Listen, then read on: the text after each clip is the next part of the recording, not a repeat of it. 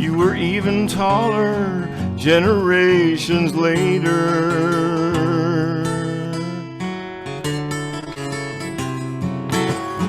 50,000 years ago, you left Africa, and you stayed 10,000 years in Central Asia. With no saddle and no stirrup, you walked all the way to Europe. So I'll see your race card, partner, and I'll raise ya. Rift Valley, where we left our mom and dad, drifted out across the world and messed it up real bad. We're all one family, no matter where we roam. Rift Valley drifters drifting home, genome by genome. Yeah, partner, if you're one of them grassroots protesters who hates socialism and just wants his country back, chances are you're of Western European heritage.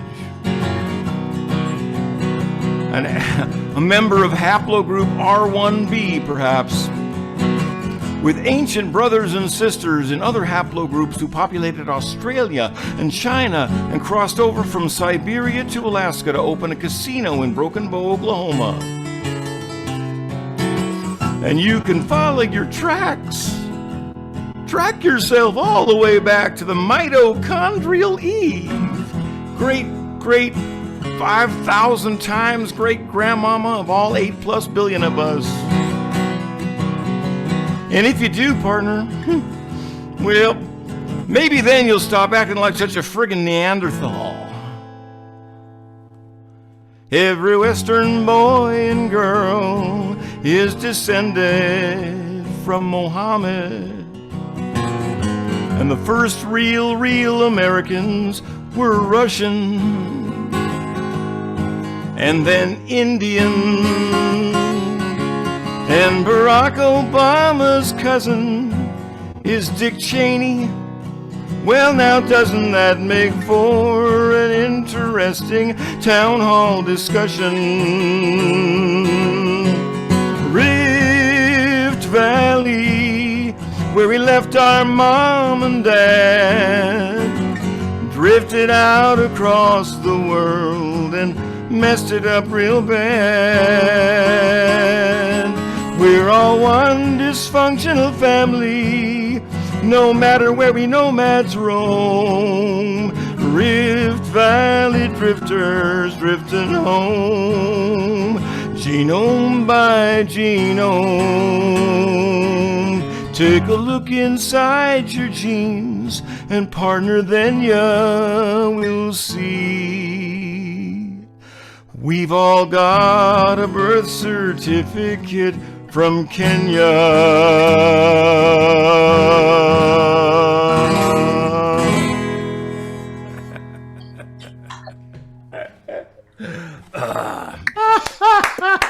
Yes, we do. It's a point of view thing. I want to say thank you so much for having me, the Greenwich Village Folk Festival, just to be a part of that scene and to be in and amongst all these great songwriters and all too. And friends of mine too. Reggie and John coming up too are good buddies of mine, and they have graciously been part of some of the videos we've been doing as well, Melanie and I. We do these videos we call virtual sing-ins, because we put the chorus out there for people to send us back video clips of themselves singing along, and then we edit them all into the video as well. So we've got videos where there are hundreds of people participating, and but luminaries too, like Reggie and John as well. So please, go to royzimmerman.com, check that out then too, because there'll be opportunities for you to participate there as well. I want to do a song about America. They're all about America, really, but this one is particularly about America because the title is America, and it's about the metaphor that this country really is. It doesn't operate well at all unless we understand what it truly is. Thank you so much for having me on the bill today. Okay.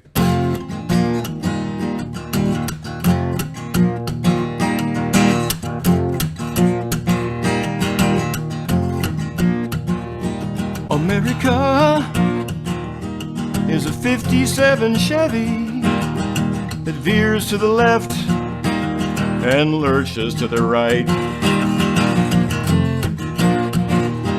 America is a pawn shop window with decals of Old Glory made by children in China.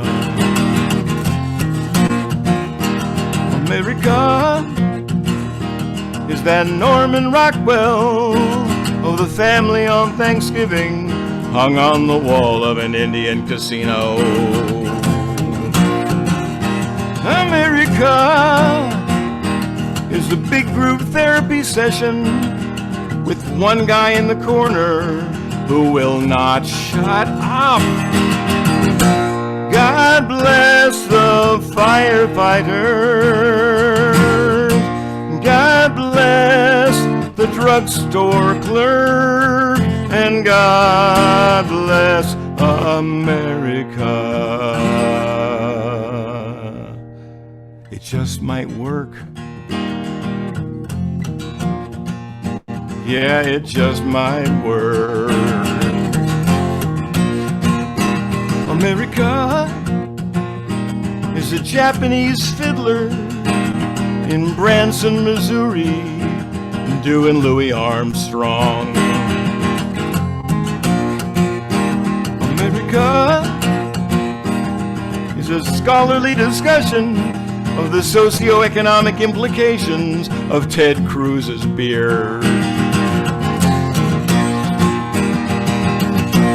God bless the superhero. God bless the no-account jerk, and God bless America. It just might work.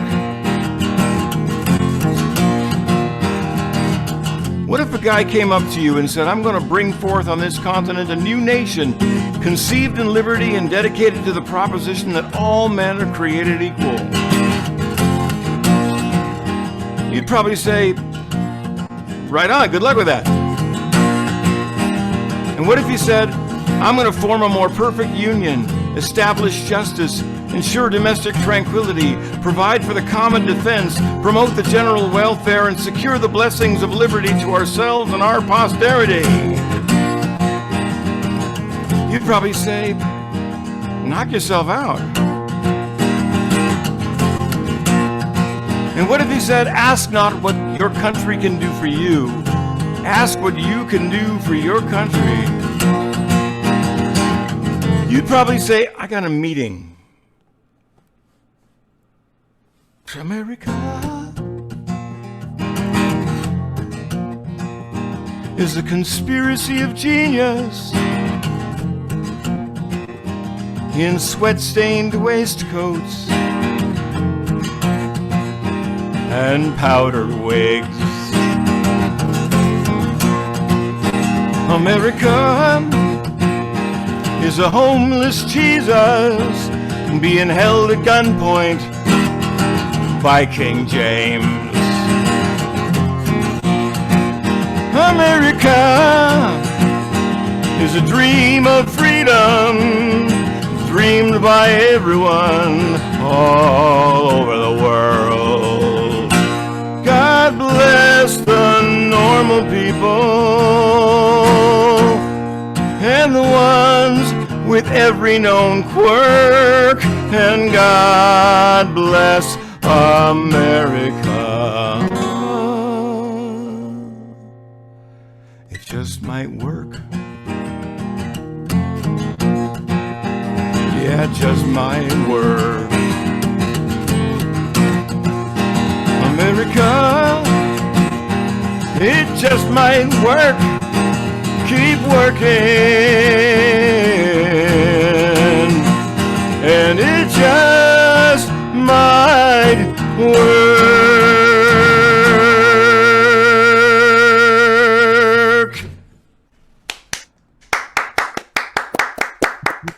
Wow.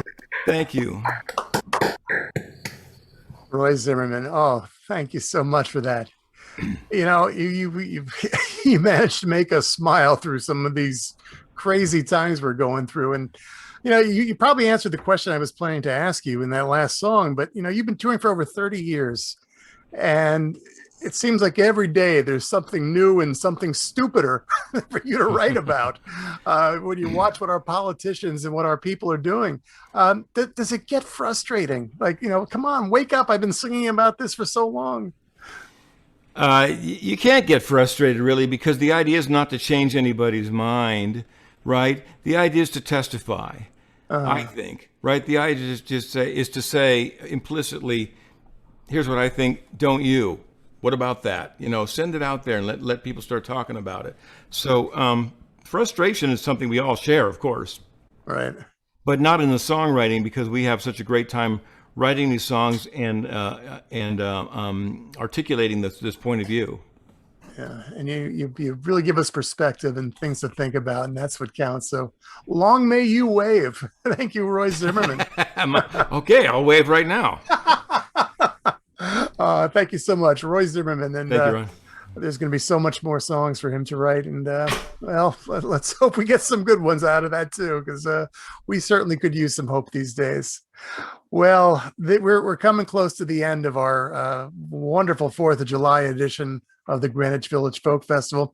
One more time, I've got to remind you, if you're able to make a donation, please visit the Greenwich Village Folk Festival.org website. You can make a donation and help keep this festival going. We're on the first Sunday of every month. We have some great performers coming up in August, which we'll tell you about in just a few minutes after our next performer. But again, your help is greatly appreciated. And thank you to everyone who's helped. This is a free festival, but it's done through love and it's done through your support. Well, I can't think of a better, more appropriate artist to close out a 4th of July edition of the Greenwich Village Folk Festival than our next artist.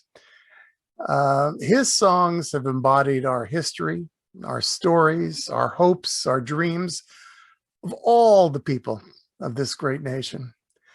Now, this year, he's celebrating his 50th consecutive year as a professional touring musician, and he is making some changes to his schedule, traveling a little bit less, doing a single online concert each month, and he continues to create amazing songs through it all. Now, last year, he put out a magnificent collection of songs called Cabin Fever, songs that he wrote while quarantining after he returned from a tour of Australia just as the pandemic hit.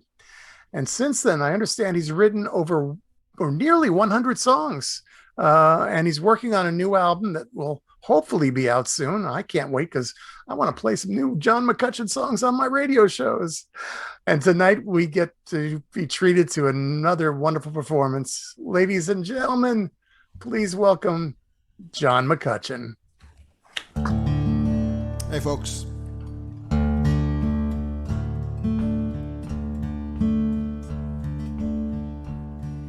All of us are here today to celebrate because our ancestors were brave and they were lucky, and some of them were just downright stealthy.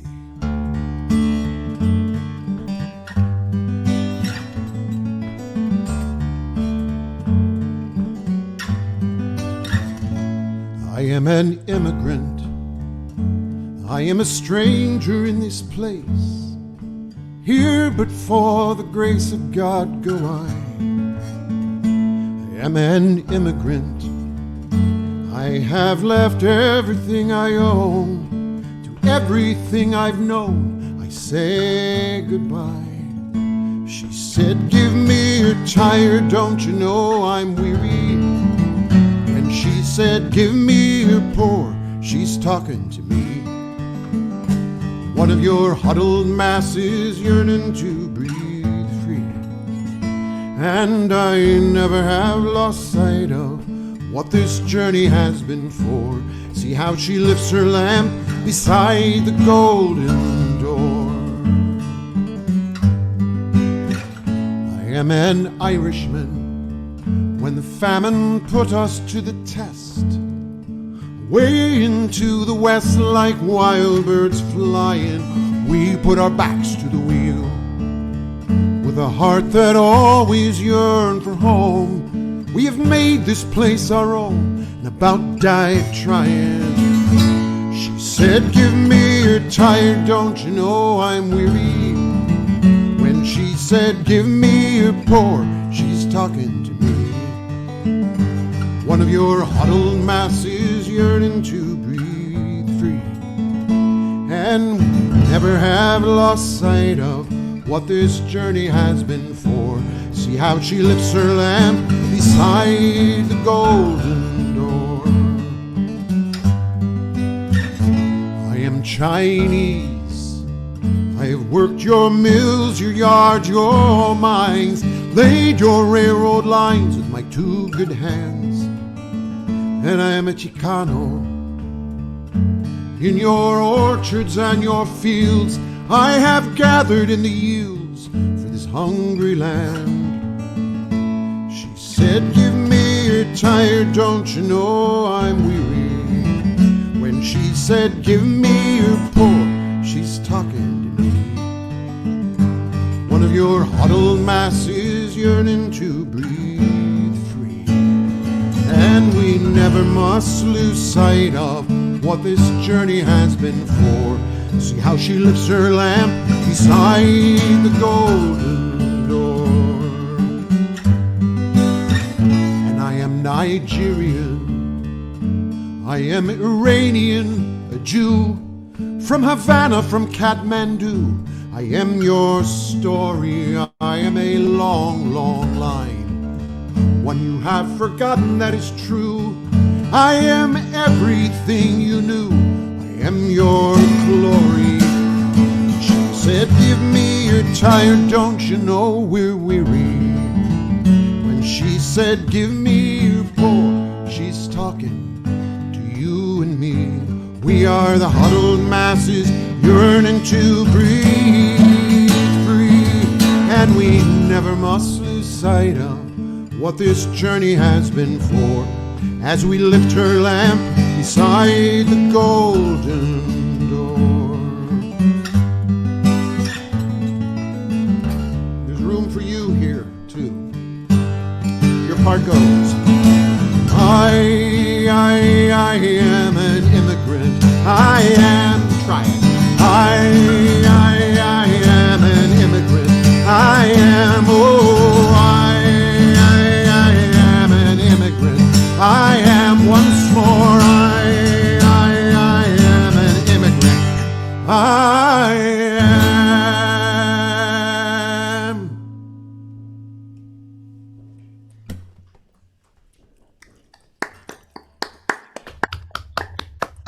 Well, I'm in a all too familiar position here. It takes me back a number of years when I was the caboose on the train at a festival in Winston-Salem, North Carolina. Last guy on the bill, and I'll be honest with you, I do not like being the last person on the bill. It's usually way past my bedtime. But the one thing I like about it is the responsibility of the last person is to sort of tie everything up in a bow. Try to do something that helps make sense of everything that's gone before, and deliver the thanks to all those people who do all kinds of invisible work that are not thanked nearly enough that is their due. So that night, like tonight, I was preceded by a parade of fantastic musicians and songs.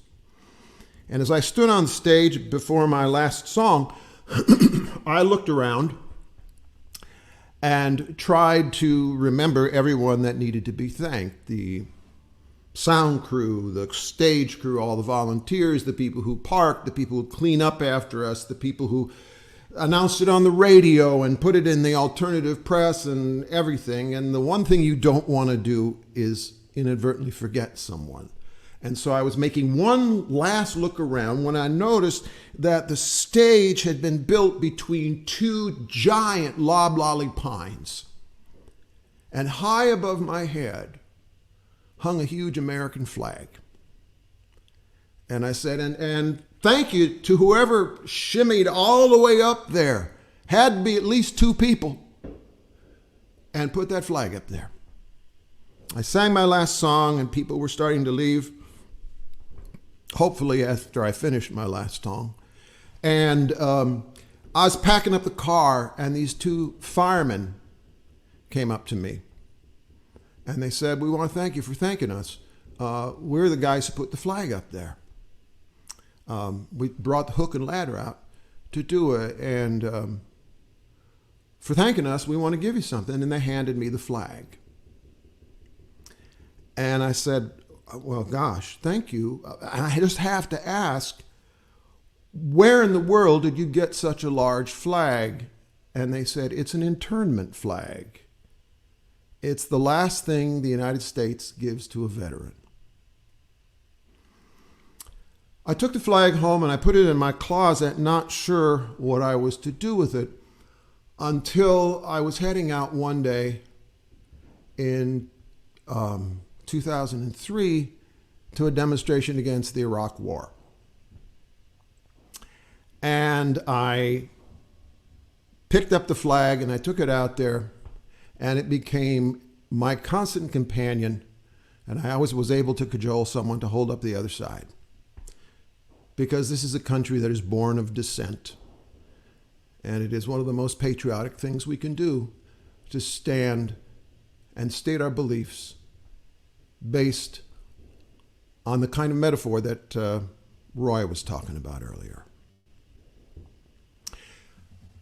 A few years back, I was asked by the Central Labor Council in my town if I wouldn't march in the Labor Day parade and sing some songs. So as I'm going out the door, I grabbed the flag and I took it out there, and I saw an old friend of mine who's an activist in the local peace center, and I said, listen, I gotta play today, so could you grab somebody else and carry the flag? And she stopped and she said, well, you know, this represents everything that I'm opposed to. And I thought, wow, we have a lot of work in the progressive community to do. If we are willing to accede to a narrow sliver of the political spectrum, the definition of what it means to be patriotic. I happened to be working at the time on an album called Mightier Than the Sword, which was a collection of songs I wrote with some of my friends who are authors. The next day I was driving down to Southern Virginia to hang out for the weekend with Barbara Kingsolver. And I said, Barbara, I have an idea for the song that we should write.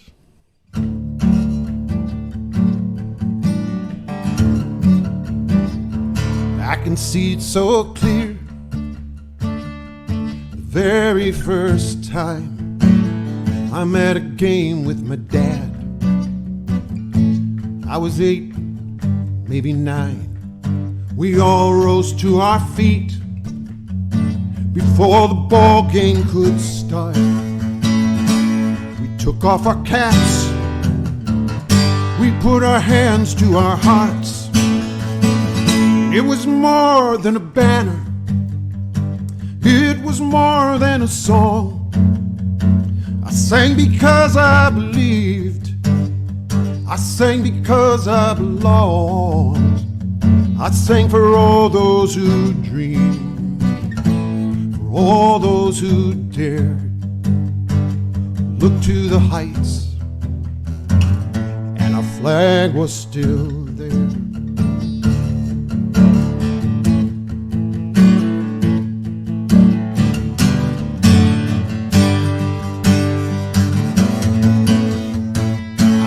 Passing on cars see it passing for war. I see it passing for patriotism. We've all seen that before. I've seen it used as a weapon to brand some as wrong. No one has the right, I'll stand up and fight to say I belong. Because our flag is still there for all the saints and the sinners. Yes, our flag is still there for all the losers and winners, for those of us who still dream, for those who still dare, for all the lost and forgotten. Our flag is still there.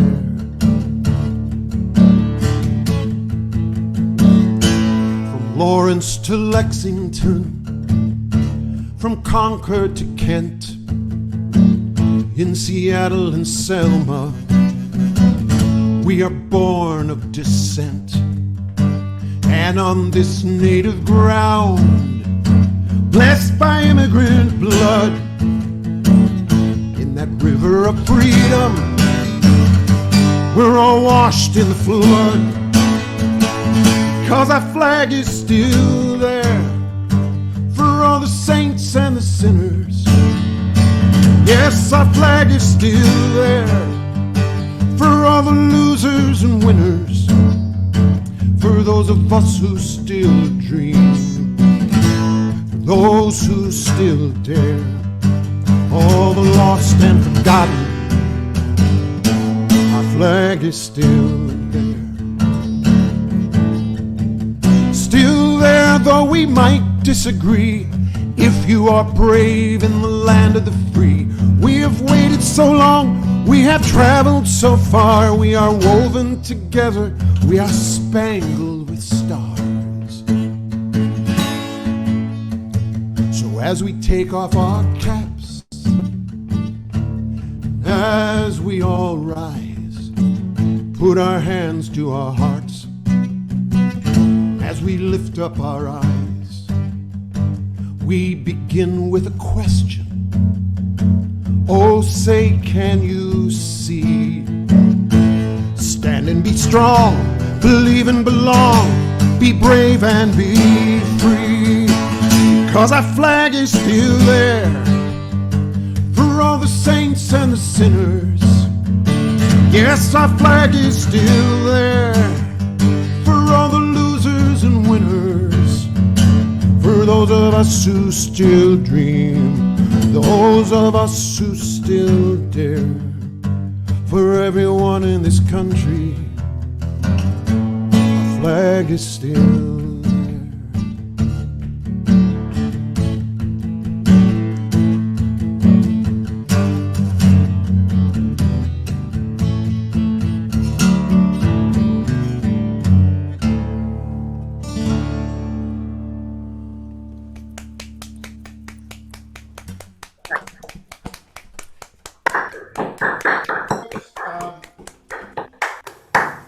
So here I am before I sing my last song, and it's my job to thank everybody. So I want to thank the sound crew and the stage crew, all the volunteers, people who helped park the cars, the people on the radio like Ron, the people who carried it in their press like the New York Times, for heaven's sakes. I want to thank Brian Dozer and Brandon O'Sullivan, who made it possible that we could all gather here tonight, and Ray Missick.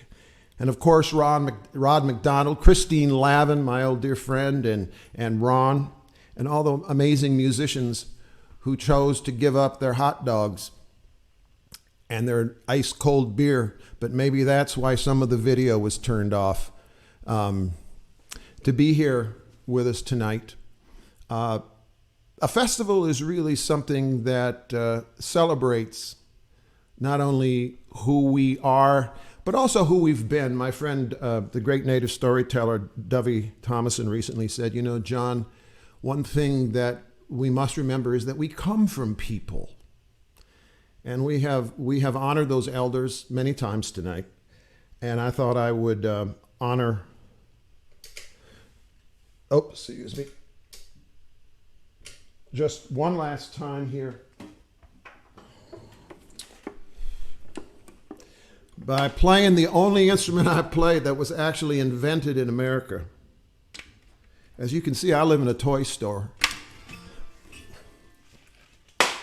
And the last year and a half has allowed me to get really good on some of these instruments that I don't get to travel with very much.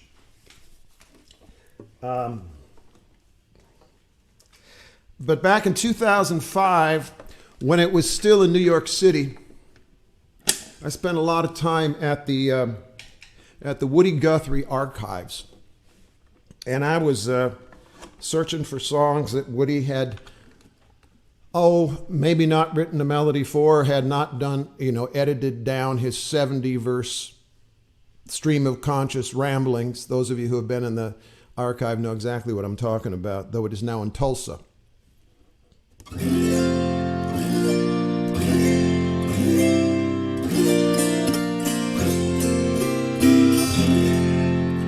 And I found something that was not a song, and it wasn't really a poem. It was neither fish nor fowl. But I can't sing this song without saying this bit now, which Woody wrote this in 1941.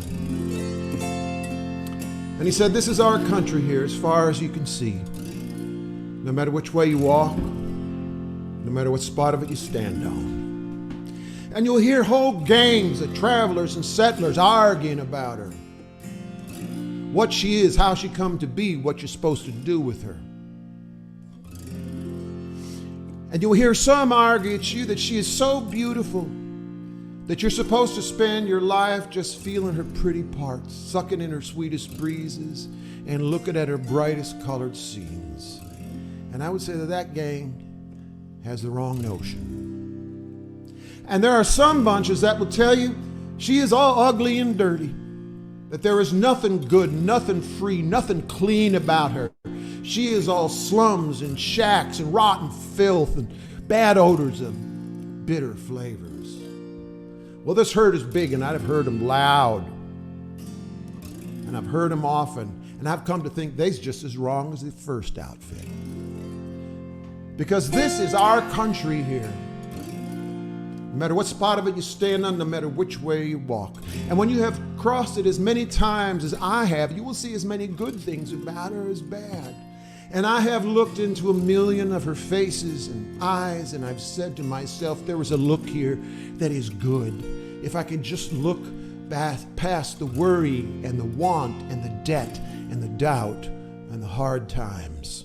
And maybe that's why this country feels so lopped over to some of us. All lopped over on the good and the easy for some, and all lopped over in the bad and the hard for others. But I've seen the pretty and I've seen the ugly. And because I know the bad parts, the good parts, I want to change the bad parts. And because I know the love of the clean parts, that I hate the dirty parts. Because this is our country here, far as you can see. No matter which spot of it you stand on, no matter which way you walk. This is our country here. As I was walking the ribbon of highway, I saw above me an endless skyway. I saw below me a golden valley. This land was made for you and me. This land is your land. This land is my land. California to the New York Island, from the redwood forest to the Gulf Stream waters. This land was made for you and me.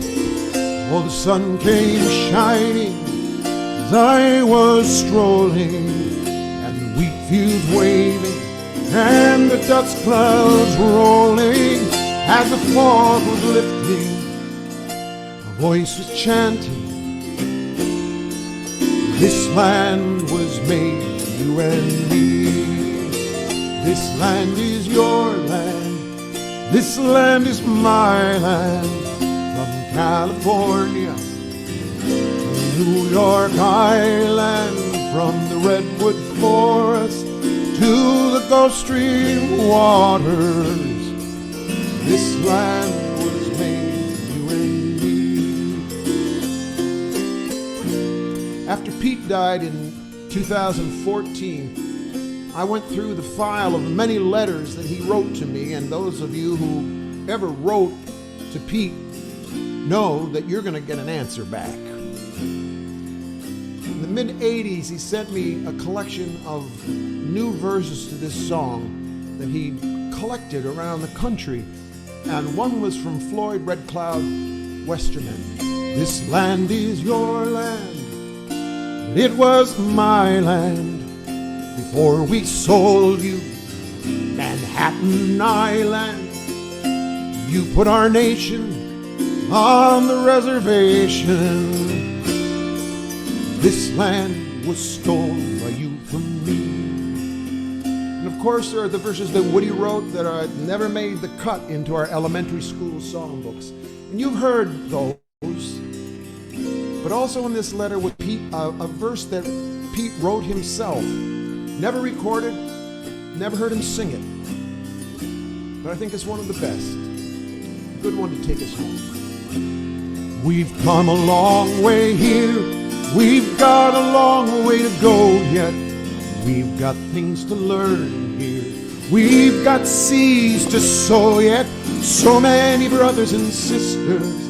But it seems we still don't know yet that this land was made for you and me. Come on, America. This land is your land. This land is my land.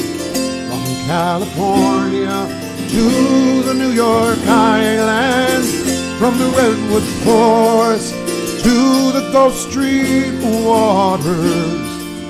This land was made for you and me.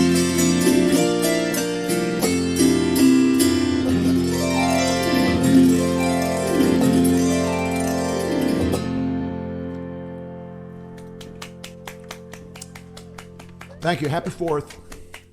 Wow. John McCutcheon. Wow. What a wonderful and what a powerful set. You know, John, this is a time if we were in a concert hall together, people would be standing up on their feet and they would be asking for an encore. Would you like to do one? Can we ask for one?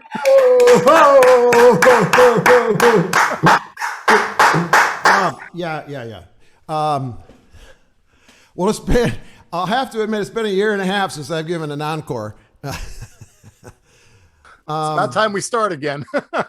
Yeah, I'm out finally in September, and I'm looking forward to getting sweaty with people again.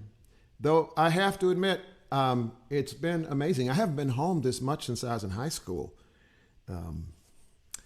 And amazingly enough, my wife still likes me, which was, not a given. We've never spent this much time together. So we come from people. It's been a theme that I keep hearing tonight as we honor and name our elders, as we become such ourselves. So Ron mentioned that I've been writing a lot, and it's one of the advantages of being home. I actually just finished recording 2 albums, and only one is coming out. And Ron, I just mastered it yesterday, so yeah, it'll be out mid-September. I'm going to play something on the piano. I was a college student, 20 years old, when day after my 20th birthday, I stuck out my thumb. I was off on a 3-month independent study to hitchhike around the Southern Appalachians and meet banjo players. And the first place I stopped, I went to the Grand Ole Opry. That was the first place I went. But the next day, I hitchhiked over further in East Tennessee because the Highlanders Center was having their 40th anniversary celebration. And the Highlander Center is an amazing place. It's where Rosa Parks went to get her training. It's the first place that Martin Luther King ever heard the song "We Shall Overcome." It's where Woody Guthrie took the 20-year-old Pete Seeger, another 20-year-old, on their first and only cross-country hitchhiking train hopping trip. And the cultural director there was the wife of the founder, a fellow by the name of Miles Horton. His wife, Zilphia Horton, really believed in the power of music to change people's hearts and minds, and began this tradition of wedding music with social movements. She was the person who recognized in the germ that the women from Charleston, South Carolina, African-American tobacco workers on strike, brought this hymn that they had been singing, "I'll Be All Right Someday." And in the course of a weekend, it morphed into "We Shall Overcome." I started doing songwriting camps at the Highlander Center in 2013. And Zilphia Horton's piano was the centerpiece of the room in which we worked, and it was really in terrible shape.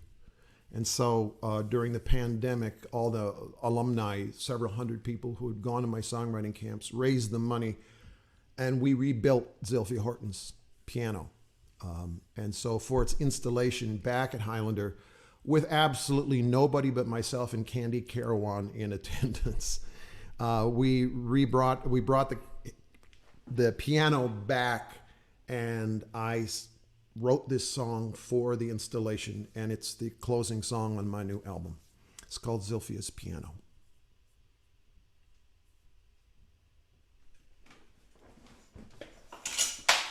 Oops.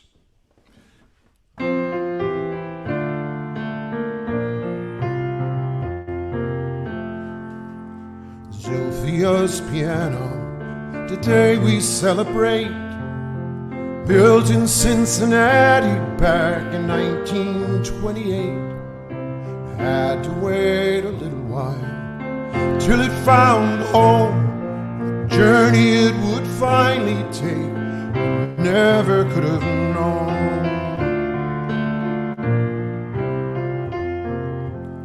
Zilphia's piano finally did arrive in Monteagle, Tennessee, 1935. Found its voice was loud and true, neath fingers sure and strong, and the hymns and anthems shook the hills as we all sang along. From the tobacco fields of Charleston to the Cumberland Plateau, women brought their songs and stories all those years ago. In 1947, the battle was begun, and Zilphia's piano first played "We Shall Overcome."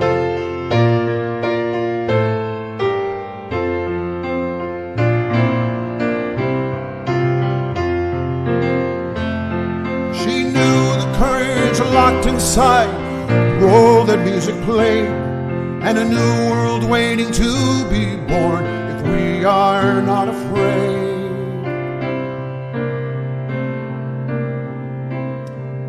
Now 92 years later, its voice renewed once more. We gather all around her as we oft have done before. Still steadfast we shall not be moved. Yes, we shall overcome. New voices and new songs will join all the years to come. Zilphia's piano.